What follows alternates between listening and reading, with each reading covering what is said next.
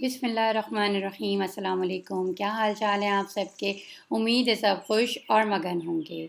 ये जो क्लिप आपके सामने है ये 16 रोज़े का यानी कि कल की इफ्तारी का है। तो बस कल भी हमारी किचन में एंट्री नहीं थी, तो बस जी बाहर से हमने ये पिज़्ज़ा डोमिनोज़ का जो है उसको ऑर्डर कर लिया था। तो बस फिर मैंने कहा कि मैं आपके लिए क्या व्लॉग बनाऊँ, क्या चीज़ करूँ। तो बस मैंने इसका एक छोटा सा क्लिप आज के रोज़े के साथ या आज की इफ्तारी के साथ इसको अटैच कर दिया है। जब बच्चों की पसंद की चीज़ आ रही होती है ना, तो फिर बच्चों को भी ये होता है, किसी ने कोई फ्लेवर लेना होता है, किसी को कोई फ्लेवर खाना होता है। तो बस यहाँ पे डायनामिक भी मंगाया था, टेक्स मैक्स भी मंगाया था, चीज़ी पिज़्ज़ा भी था, सारा कुछ मंगाया हुआ था। लेकिन बस मैंने जिस चीज़ की एहतियात बरती थी, और डाइटिंग वालों के लिए ज़रूरी है कि वो थिन क्रस्ट वाला पिज़्ज़ा मंगाएं और उसको खाएं।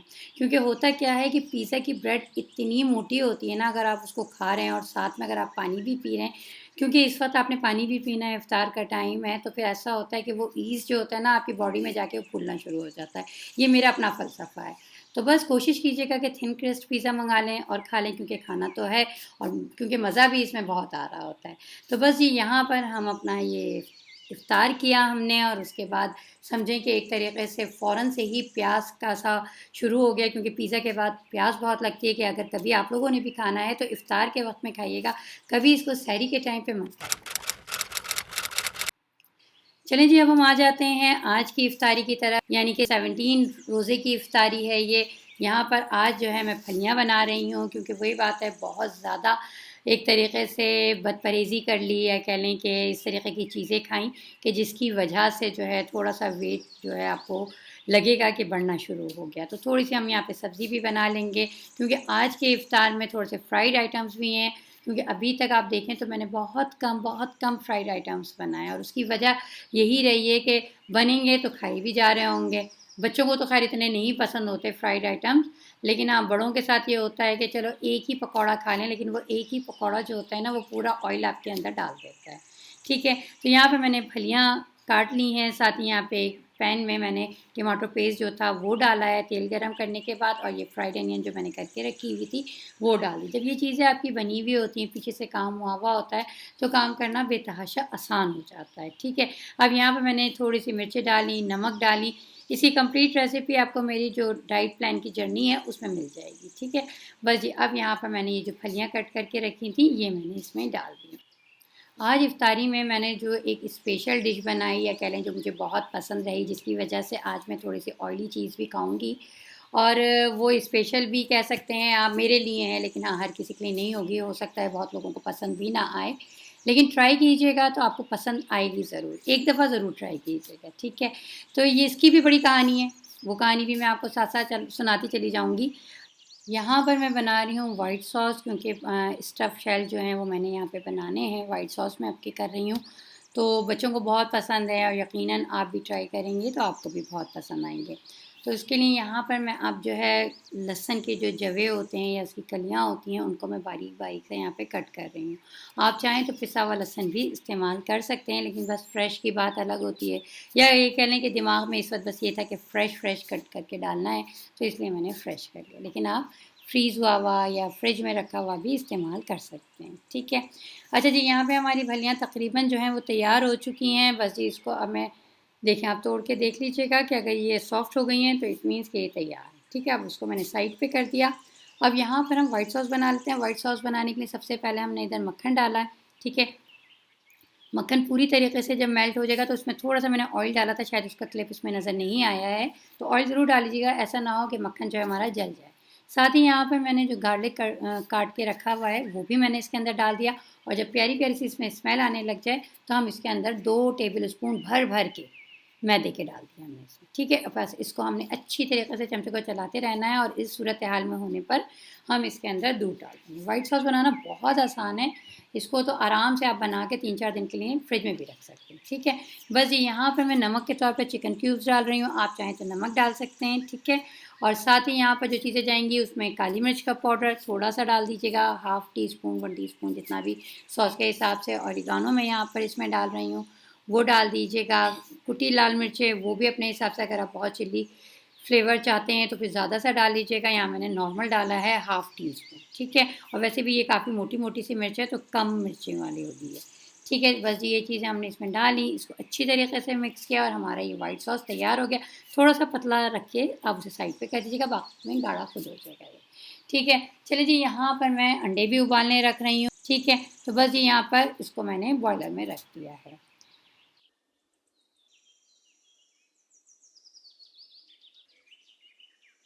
चलिए अब हम आ जाते हैं जो हमने शेल तैयार करने, स्टफ़ शेल, उसकी थोड़ी सी फिलिंग तैयार करने की तरफ। तो यहाँ पर मैं सबसे पहले तो गाजर जो है उसको ग्रेट कर लिया अच्छी तरीके से, चाहें तो आप बारीक बारीक सा काट लीजिएगा, आपकी मर्ज़ी पर डिपेंड करता है। ठीक है, साथ ही यहाँ पे आइसबर्ग्स है, उसको भी मैंने बारीक बारीक बारीक बारीक सा काट लिया है। यहाँ पर आप चाहें तो यहाँ पे कैबेज भी यूज़ कर सकते हैं, या जो जो सब्ज़ियाँ आपको पसंद है ना, आप वो सब्ज़ियाँ इसमें डाल सकते हैं।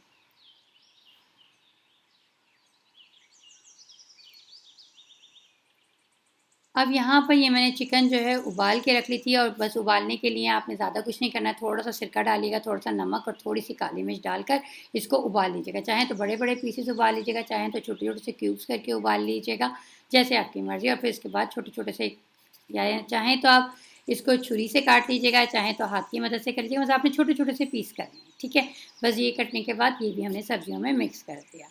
अब जी आ जाते हैं इसके अंदर मायोनीज़ में डाल रही हूँ। मैंने आपको बताया हुआ है, मैं बड़ा सा कंटेनर लेकर आई हुई होती हूँ, तो मैं इस हिसाब से डाल रही हूँ। आप चाहें तो जो भी मायोनीज़ आपका चिल्ली वाली, तिक्का फ्लेवर, जो भी मायोनीज़ आप लोग यूज़ करते हैं वो आप इसमें डाल सकते हैं। ठीक है, यहाँ पर तकरीबन मैं, आप अगर डोंगे का चमचा लेंगे ना तो वो 1.5-2 हल्के हल्के से समझ लें। ठीक है, वो हम इसमें मायोनीज़ डालेंगे, बस आप देख लीजिएगा अपने हिसाब से कि आपने इसको एक पेस्ट की सूरत में बना लेना है। ठीक है, नमक मैंने इसमें नहीं डाला है, और उसकी वजह यही है क्योंकि मायोनीज़ के अंदर नमक होता है। बस थोड़ी सी काली मिर्च और मैंने इसमें डाल दी थी, वो क्लिप इस पर आने से रह गया है। ठीक है, चलिए जी, अब हम बेसन फेंट लेते हैं, क्योंकि आज हमने थोड़ा सा फ्राई काम भी करना है ना। तो अब आप ये देखें यहाँ पर कि बेसन हमारा बना रखा है ना, तो हमें बिल्कुल भी टेंशन नहीं होती कि हमने 2, 4, 8, 10 चीज़ें कैबिनेटों से निकालनी है, मिक्स करनी है, फिर वापस उसे कैबिनेटों में रखनी है। बस एक बॉक्स आपने निकालना है, और आपने बेसन निकाल लेना है उसमें से, और पानी डालकर उसको मिक्स कर लेना है, और आपका बेसन जो है वो फिट जाता है, तैयार हो जाता है। ठीक है, तो बस कामों को जितना आसान कर सकें वक्त से पहले उसे आसान कर लें, ताकि जब उसका वक्त आए तो आपका टाइम बच सके। ठीक है, और होता क्या है, जब हम टाइम से पहले काम करते हैं ना, तो हमारा कम टाइम में काम होता है, और जब हम वक्त पे काम कर रहे होते हैं एंड टाइम पर, तो काम हम बहुत फैलाते हैं। तो बस ये हमारे समझ लें थोड़े से जहन पर मुनसर होता है कि हम क्या सोच रहे हैं। ठीक है, चलें जी, हमारा बेसन भी फिट गया है, हमारा जो है शेल का तैयार हो, पास्ता शेल का जो है वो भी तैयार हो गया है। अब थोड़ा सा हम बेसन के पकौड़े जो तैयार करेंगे वो भी हम तैयार कर लेते हैं। वो यहाँ पर आज बैंगन के भी हैं और मिर्चें भी हैं। जो कहानी मैंने आपको सुनानी थी वो मिर्चों की थी। ऐसा था कि जब मैं शादी होके आई थी, तो मेरी जो मदर इन लॉ थी, वो इफ़्तार वगैरह जब बनाया कर रही होती थी, तो उसके अंदर ये मिर्चें ज़रूर बनाया करती थी। अच्छा, मिर्चों का मैं उन्हें देखा करती थी, और लाज़मी सी बात है कि कामों में और कामों में इतने मैं लगी हुई होती थी कि मैं ये नहीं देख पाती थी कि वो कर क्या रही हैं। लेकिन हाँ, दस्तरख़्वान पे जब मिर्चें तैयार होके आया करती थी, तो मैं उसे खाती ज़रूर थी, और बहुत मज़ा भी आया करता था मुझे, तो 2, 3, 4 तो मैं खा लिया करती थी। फिर एक दफ़ा ऐसा हुआ, एक रमज़ान में तो उन्होंने बनाई, दूसरे रमज़ान में वो थी नहीं। अब वो जब दूसरे रमज़ान में वो मेरे पास नहीं थी, तो मैंने कहा चलें जी, मैं ख़ुद बनाती हूँ। तो मैंने क्या किया सबसे पहली दफ़ा में, कि मैंने क्या किया, मिर्चें मैंने काटी, उसके अंदर मैंने चटनी भरी, बल्कि काटने के बाद ही मैंने उसको चटनी भरी और उसे बेसन में लपेटा, और उसके बाद मैंने तल लिया। और जब वो मैंने खाया तो उसमें इतनी मिर्चें थी ना कि मैं फिर दोबारा नहीं खा सकी। ठीक है, फिर मैंने कहा दूसरा तजुर्बा भी मुझे करना है। अब दूसरा तजुर्बा मैंने क्या किया, मैंने दूसरी दफ़ा में मिर्चों को बीच से कट लगाया, उसके सारे बीज निकाले, इमली की चटनी डाली, और उसके बाद मैंने उसको फ्राई कर लिया, क्योंकि मेरे दिमाग के अंदर ये चीज़ थी कि जो मेरी मदर इन लॉ हैं वो तल के रखा करती थी। तो पता लगा कि जनाब हमने जो मिर्चों के अंदर इमली भरी थी, जब फ्राई करने के लिए डाला तो सारी इमली जो है ना वो सारा तेल में चली गई। अब हमने कहा अब हमें तीसरी दफ़ा फिर ट्राई करना है। तीसरी दफ़ा हमें समझ आ गया कि हमने करना क्या है। तो बस उसके बाद हमने क्या किया, जो कि अभी मैंने आपको दिखाया, कि सबसे पहले हमने मिर्चों को कट करना है, फिर उसके बाद हमने उसको तलना है, और तलने के बाद उसको छन्नी में रख देना है। ठीक है, और बाकी की जो इमली की चटनी मैंने आपको पहले बनानी सिखाई थी, वो हमने उसके अंदर भरनी है, और फिर उसके बाद हमने बेसन में उसको लपेट लेना है, और फिर उसके बाद हमने उसको फिर तलना है। फिर जाके वो समझे तीसरी दफ़ा में जाकर वो मिर्चें मेरी तैयार हुई थी। और फिर वही बात आ जाती है कि अगर आपको कोई काम करना है ना, एक दफ़ा गलत हो जाए तो आप दूसरी दफ़ा ट्राई करें, दूसरी दफ़ा गलत हो जाए तीसरी दफ़ा ट्राई करें, मगर हिम्मत नहीं हारनी चाहिए। और फिर वही बात आ जाती है, रमज़ानों में आप ऐसे कह सकते हैं ना कि ऐसी मसरूफियतें करते रहते हैं, ऐसी हरकतें करते रहते हैं, टेस्ट नया नया निकालते ही रहते हैं। अच्छा जी, यहाँ पर मैंने मिर्चों को तल के साइड पे रख लिया, जैसे कि आपको सामने नज़र आ रही हैं, ये रही वो मिर्चें। और अब वही इमली की चटनी इसमें इस तरीके से हमने भरना है, ठीक है। मिर्चों को खाली करके ही तलिएगा। अंडे जो उबाले थे हमने, वो चिकन का जो हमने फिलिंग तैयार की हुई है उसमें हमने डाल के उसको मिक्स कर लिया, ठीक। बस ये मिर्चें इस तरीके से हम इसके अंदर इमली जो है भरते चले जाएंगे और इस तरीके से हम इसको रखते चले जाएंगे। आप चाहें तो इतना इस स्टेज पे बनाने के बाद, भरने के बाद इसको फ्रीज़ कर दें, जैसे कि मेरी मदर इन लॉ किया करती थी। और जब जब जितनी जितनी ज़रूरत होती है वो उसको निकाल लेती थी मगरिब से पहले और फिर उसको हम फ्राई कर लेते। लेकिन खैर यहाँ पे तो मैंने सिर्फ इसी दिन बनाई थी, तो इसलिए जो है मैंने सिर्फ इतनी एक ही दिन की बनाई थी, ठीक है। अच्छा जी, यहाँ पर बैंगन के पकौड़े हमने तलना शुरू कर दिए क्योंकि हमारे मगरिब के टाइम होने वाला है बिल्कुल। तो बस जी पकौड़ा तलना तलना जो होता है वो हमारा आखिरी काम होता है। तो बस जी पकौड़े यहाँ पर एक एक करके तलने शुरू कर दिए। आलू भी मैंने काट लिए थे, आलू के भी पकौड़े हो गए। तो आज यहाँ पे 2-3 किस्म के पकौड़े हैं। तो कोशिश करूँगी मैं, बल्कि कोशिश मैंने यही की कि सारे पकौड़े ना खाऊं, लेकिन हाँ मिर्चें मैंने ज़रूर खाई क्योंकि मिर्चें मुझे बहुत ज़्यादा पसंद है। अब आप ये देख लीजिए कि मिर्चें किस तरह हमने तली हैं। इस तरीके से पूरा पूरा हमने बेसन में लपेटना है और इस तरीके जब उसकी बेस मजबूत हो जाए, यानी कि अच्छी तरीके से तल जाए, तो फिर हमने इसको पलटना है। इतनी क्रिस्पी सी, इतनी मज़ेदार सी ये तैयार होती है ना कि मैं अभी भी ये सोच रही हूँ कि मुझे ज़्यादा बनानी चाहिए थी ताकि तरावी के बाद भी मैं इसको खा लेती। लेकिन खैर मैंने थोड़ी ही बनाई थी क्योंकि उस टाइम पर यही था कि बस जल्दी जल्दी जल्दी जल्दी हमने काम करना है। अच्छा जी, यहाँ पर हमने जो डाला, सबसे पहले इसके अंदर बटर डाला, ठीक है। ऑरिगानो डाला मैंने इसके अंदर, काली मिर्चें मैं डाल रही हूँ, कुटी लाल मिर्चें डाली, ठीक है। थोड़ा सा थाइम भी मैं डाल रही हूँ इसके अंदर, देख लीजिएगा अगर आपके पास ना हो तो आप इसको स्किप कर दीजिएगा। बस ये यहाँ पे क्योंकि गार्लिक ब्रेड बन रही है, थोड़ा सा मैं यहाँ पे नमक डाल रही हूँ क्योंकि मेरा जो बटर था उसमें भी नमक था, तो मैंने थोड़ा ही डाला है। आप अपने टेस्ट के हिसाब से देख लीजिएगा। बस अभी यहाँ पर अच्छी तरीके से पहले इसको मिक्स कर लूँ मैं, फिर इसके बाद मैं इसमें गार्लिक पाउडर भी डाल दूँगी। आप चाहें तो पहले साथ ही डाल सकते हैं, आपकी जैसी मर्ज़ी हो। अगर आप चाहें तो गार्लिक पाउडर की बजाय आप लहसुन पिसा हुआ भी डाल सकते हैं, लेकिन ये इंस्टेंट है तो जल्दी जल्दी से मैंने इसको कर लिया था, ठीक है। ये भी बहुत मज़ेदार सा होता है और जिन बच्चों का वेट गेन नहीं होता ना, उनके लिए तो बहुत अच्छी चीज़ है कि उनके लिए आप बनाएं और रख दें, ठीक है। अब यहाँ पर मैंने ब्रेड जो है कौन सी वाली ली है, जो समूली आपको मिल जाएगी, आराम से आपको मिल जाएगी यहाँ पर बकाले वगैरह पर। तो बस वो समूली मैंने मंगाई, उसकी आड़े आड़े से तिरछे तिरछी सी मैंने कटिंग करी और उसके ऊपर ये मैंने जो बटर का, गार्लिक बटर का मैंने पेस्ट बनाया हुआ था ना, वो मैंने इसके ऊपर लगा दिया, ठीक है। और इसको हमने क्या करना है, रोस्ट कर लेंगे। आप चाहें तो इसको एज इट इज़ जो है ग्रिलर पर भी कर लीजिएगा, लेकिन ग्रिलर पे करने में क्या होता है कि आपका बटर जो होता है वो मेल्ट होकर इसको तल लेगा। लेकिन यहाँ पर हमने क्या करना है, हमने इसको इसके ऊपर मोज़रेला भी डालनी है, ठीक है। अगर आप ग्रिलर पे करें तो मोज़रेला मत डालिएगा, या फिर ग्रिलर पे कर रहे हैं तो ग्रिलर पे इसको रखने के बाद इसको आप कवर कर दीजिएगा। हल्की आंच पे होगा तो मोज़रेला मेल्ट होगी और बस फिर उसके बाद वो तैयार हो जाएगी। लेकिन मैं आपको आसान नुस्खा यही बताऊंगी, आसान तरीका, कि आप अगर ग्रिलर पे कर रहे हैं तो मोज़रेला चीज़ मत लगाइएगा, ओवन में कर रहे हैं तो फिर आप मोज़रेला चीज़ ज़रूर डालिएगा, ठीक है। बस इस तरीके से ये मैंने सारे जो ब्रेड पीस हैं इनके ऊपर कर लिया है और अब इसके बाद इसके ऊपर मैं चीज़ डाल दूँगी। चीज़ भी आप अपनी मर्ज़ी के हिसाब से डाल सकते हैं, कम ज़्यादा। बच्चों को वैसे तो ज़्यादा ही पसंद होता है तो कोशिश कीजिएगा ज़्यादा कर लें, क्योंकि बच्चों के रोज़े हैं तो बच्चों की पसंद की चीज़ होगी ना तो बच्चे आराम से सुकून से खाएंगे। तो बस ये यहाँ पे मोज़रेला मैं लगा रही हूँ।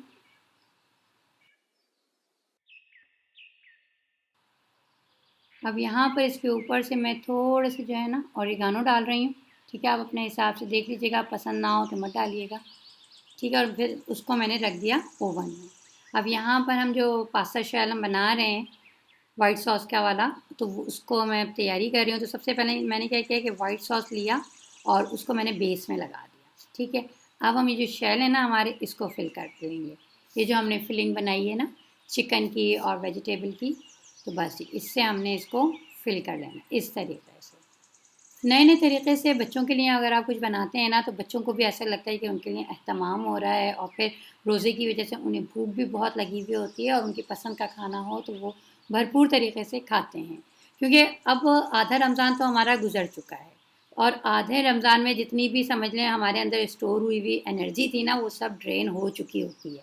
अब जाके थोड़ी सी थकन का एहसास होता है। लेकिन कुछ लोगों के साथ ये होता है कि क्या कहते हैं कि वो यूज़ टू हो चुके होते हैं, उन्हें ना भूख लगती है ना प्यास लगती है। लेकिन कुछ लोगों के साथ अलग मामला होता है, और ख़ासकर ये मोटे लोगों के साथ होता है जिनकी अंदर से फ़ैट जो होता है वो सारा बर्न हो चुका होता है तकरीबन, और बस फिर उसके बाद उन्हें भूख वगैरह लगनी शुरू हो जाती है, एनर्जी लेवल उनका डाउन हो जाता है। तो जी मैंने उसके बाद सारी शैल रखने के बाद उसमें वाइट सॉस लगाया, मोज़रेला चीज़ डाला, और उसके बाद उसको मैंने ओवन में बेक होने के लिए रख दिया। ठीक है, अब यहाँ पर डिश आउट का टाइम आ चुका है, रोज़ा खुलने का टाइम आ चुका है। तो बस यहाँ पे सारे चीज़ें मैंने उनकी बाउल में शिफ्ट कर दी हैं, सालन भी मैंने निकाल लिया है। बिस्मिल्लाहिर्रहमानिर्रहीम। अर्रहमान अल्लमल कुरआन खलक़ल इंसान अल्लमहुल बयान अश-शम्सु वल क़मरु बिहुस्बान वन-नज्मु वश-शजरु यस्जुदान والسماء رفعها ووضع الميزان ألا تطغوا في الميزان وأقيموا الوزن بالقسط ولا تخسروا الميزان والأرض وضعها للأنام فيها فاكهة والنخل ذات الأكمام والحب ذو العصف والريحان فبأي آلاء ربكما تكذبان خلق الإنسان من صلصال كالفخار وخلق الجان من مارج من نار فبأي آلاء ربكما تكذبان बिस्मिल्लाहिर्रहमानिर्रहीम। अस्सलाम वालेकुम। एक अच्छी बात के साथ आपके साथ हदीस है, जहन्नुम की आग से बचो, ख्वा खजूर के एक टुकड़े ही को सदका व खैरात करके बच सके। कितना आसान है जहन्नुम की आग से बचना। किस तरीक़े से बच सकते हैं हम जहन्नुम की आग से? सदका करना। अब सदका करने के लिए आपको ज़रूरी नहीं है कि आपने बहुत सारा सदका करना है, आपने पहाड़ों जितना सदका करना है, आपके पास बहुत सारा माल होगा तो ही आप सदका करेंगे। बस आपकी नीयत होनी चाहिए कि आप अल्लाह ताला की राह में कुछ खर्च कर रहे हैं, सदका कर रहे हैं। और आपके पास नहीं है माल, ठीक है, नहीं है, खजूर तो होती है ना, एक खजूर की भी टुकड़ा, खजूर का भी टुकड़ा कहा है अल्लाह ताला ने। ये नहीं कहा कि बहुत सारी खजूरें दे दें आप तो सदक़े में तो आप बच जाएंगे, नहीं। अल्लाह ताला तो सिर्फ़ नुक्ता नवाज़ है, वो चाहता है कि जहन्नुम की आग से अपने बंदों को बचा ले। तो उसने कितना छोटी सी बात रख दी कि आप सदका करो, जहन्नुम से बचो, जहन्नुम की आग से बचो। अब आपके पास पैसा नहीं है, माल नहीं है कि आप बहुत सारा सदका कर सको, तो आपने क्या करना है, सिर्फ एक खजूर का टुकड़ा जो है उसको सदका कर दो, आप जहन्नुम की आग से बच जाएंगे। बस ये हमारी नीयतों पर डिपेंड करता है कि हमारी नीयतें क्या है, हम चाहते क्या है। अगर हम जन्नत में जाना चाहते हैं तो हम फिर उसके रास्ते ढूंढेंगे कि किस किस तरीक़े से हम जन्नत में जा सकते हैं। तो बस इस चीज़ का ख्याल रखिएगा कि जहन्नुम की आग से बचने का हमारे पास ये मौका है। हम एक खजूर भी अगर सदका कर देंगे ना तो जहन्नुम की आग से बच जाएंगे। तो इस मैसेज के साथ कि अपना बहुत ख्याल रखिएगा, मनो को इजाज़त दीजिए। इंशाअल्लाह ताला नेक्स्ट किसी अच्छी सी बात के साथ आपसे मुलाकात होती है। अल्लाह हाफ़िज़।